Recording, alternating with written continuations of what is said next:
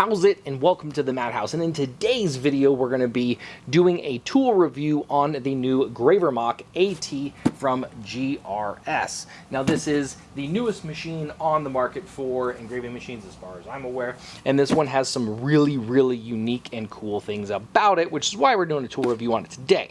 But the main thing that we need to answer is one of two questions. One, is it actually worth it? As far as the quality goes, if you were considering on upgrading, or if you're looking to get into pneumatic machines themselves, is this the one that you should go for? And two, is it justified by its price? Oh my God! Is it good enough for you to actually spend the money on it? Now, with that being said, let's get this box opened up and let's get into the video. Alrighty, so here's the top view of this machine. I think that I love the absolute difference here. I like the shape of it much more than the previous one. I'll put a picture on the previous model on here, but it was much more bulky in my opinion, even though this one is a little wider. It's also thinner on the top. Plus it comes with this really cool design, so you gotta love it. Now, getting to the back of this machine, it's gonna be very similar to the previous models, or if you're looking to learn anything about it, we're gonna have our foot control in, we're gonna have our air inputs over here, gonna have this is gonna all go to the machine. You're not really gonna mess with that. It's all oil free. It's gonna have all of your goodies as far as that stuff goes in there. And now talking about the front of the machine and the really important part about it. Now, you're gonna be able to see here that we are gonna have our pressure and our pressure gauge. It's gonna be obviously making sure that the machine is getting the proper amount of air for you to be able to do things that you're gonna want. We're gonna have our speed over here. This is very often used for power in a lot of people's conversations, but it's not about power, it's about speed. They do very different things. So you can see our speed adjustment here. We're gonna have our button if we wanna go from foot control to palm control. This is one of the number one, if not the number one reason why I love this machine so much, is the ability to have both, but also so seamlessly go back and forth to both. Now we're gonna have our handpiece, which is gonna be this HP here. This is gonna be for our first handpiece and our second handpiece. So if you do have two different handpieces set up, it's a simple button for you to be able to go in and out between which handpiece you want. So this is really nice if you have two benches or you have two jewelers like in a retail store that want to use the same machine. It's an easy button to go back and forth. Or if you yourself have two different machines and you don't want to have to like change the whole hose in and out, this is really good to go back and forth. The next one is for an auxiliary if you want it opened, closed and or opened. This is where you're going to plug that in. It also tells you your PSI max that you're supposed to have, which is really nice to have there. A lot of times you don't get to see that, and some people can have issues with that. I don't use auxiliary power in any of my machines for this stuff. I use separate things, but if you want to have that, it's awesome that it does have that built into here. So it's got all of our good jazz on the front, power button, as well as just really kind of looking beautiful. I'm not gonna lie, I think they did a really good job on how everything does look about this machine. I think it's really nice. It's got some really good feet on there, some rubber feet, so it's really hard for it to kind of move. It is a little bit heavy, so once you get it in place, it's nice, but you can see here I'm like really kind of giving it some push, and she's not moving, which is good on a bench. The last thing you want is a tool that rattles or whatever else. So really awesome as far as that goes. Now talking about the handpiece, before I get it all plugged in for you guys, handpiece is quite amazing. This is the new one that does have this built-in palm control. I'm going to talk about some of these things here in a second on the back. So there's some really nice adjustments. It feels really light, but also still has that weight that I really like. One thing I liked about the previous Magnum a lot is I like a heavy handpiece when I'm doing some work. It just makes me feel like I'm more in control. And then you are going to see that air tack as well as that other option. Really nice covered cord that you're going to get. And then you're going to have your twist on for how this goes into the machine, as well as your air hose going in so this thing can get proper air. Now, let me get this thing hooked up and we'll talk about it more once it's plugged in. Now, one thing I think is really awesome about this new machine is actually how quiet it is. I'm going to move my microphone over. And as you can hear, and you guys might not even be able to hear the microphone picking it up, the machine is much quieter than it used to be, which I think is really amazing. The foot pedal is new and a little bit wider, but the one thing that I wanted to talk about with these palm controls, which I'll move over to here in a second, is you can actually hear the air in them. And they have different options that you can put on for the back of your handpiece for a couple of different feelings or different distances for when it comes to your palm control, because obviously your palm is what makes this machine so amazing when you are doing palm control related things. So obviously you want to make sure that you are using the correct back on there as well. Now with the foot pedal, I'm going to have to hold this and you guys can go ahead and get this and hear how loud it is.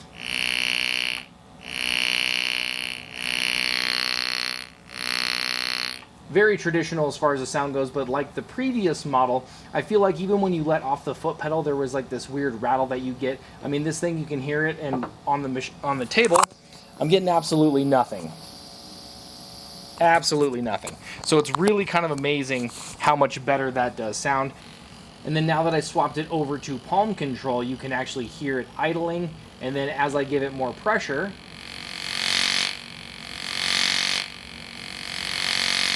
it's what gives you that power. So as light as you really push on this, as well as how hard that you want to push, it begins to do all of that work for you. And it really, really gives you so much of a better engraving once you get used to it. In the beginning, I will admit, use it a lot on practice plates.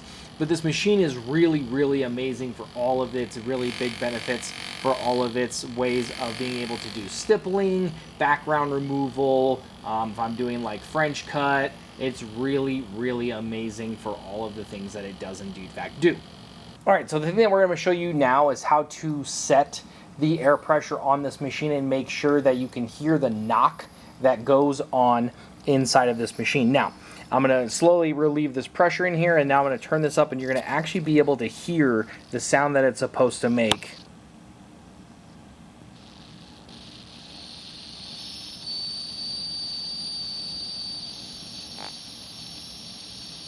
Now I know you heard that little, like, it sounds like a knock. It's a little more noise than normal. That means that you've gotten the accurate amount of pressure into the handpiece. You shouldn't go much further than that. Now on this machine specifically, if you have everything correct with your air compressor, you should probably be at about 19 to, I don't know, let's say 17 to 20 is where you're going to kind of hear that knock as far as your pressure goes. But that means that you are all set up and then you are ready to go with the right amount of air pressure in your machine. All right, now that I've showed you guys how to set it up, make sure you have the right amount of air pressure into it, some of the benefits of it, let me go ahead and move over to an actual practice plate and I'll kind of show you guys it in action. So I just go ahead, I just free-handed a little design on here, and I want to kind of show you guys the different sounds and how well this thing cuts when it does come to doing some cuts on here. So this is going to be with the foot control.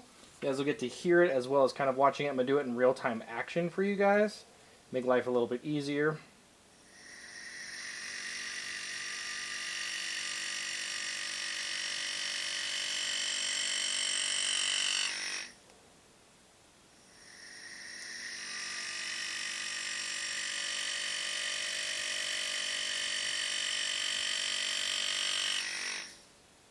Now this is just a practice plate.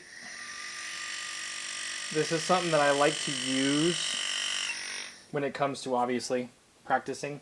But when it comes to like testing new tools out or whatever else, so I don't make a mistake of going directly to my product.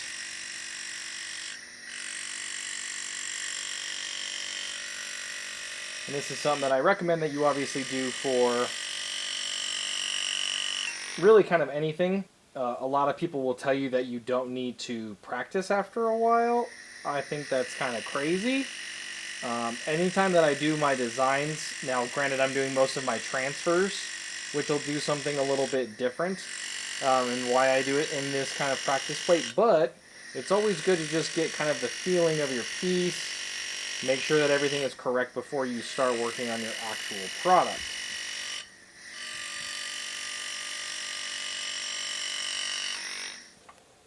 So we got our outline there, and now let's just go into some simple shading.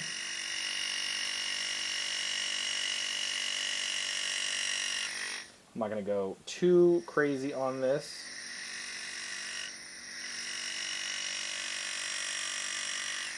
It just is definitely much more for the feeling of the machine. And as you guys can kind of see and feel, it's really, really light, really, really responsive. It's the one part that I love about this machine so much more than its original. It just felt like before in the previous machine there was like a pillow between the foot pedal and the machine, and it just took a second before it would kind of register, and it was not my favorite. But I got used to it, and now this machine, I really feel like as soon as you kind of start to give it some foot pedal, that it's already kind of sending it to the machine. So it makes shading so much easier for, you know, cross hatching or even just really fine line shading to be able to kind of get that. Whereas normally, like I said, I wasn't feeling that from the previous machine.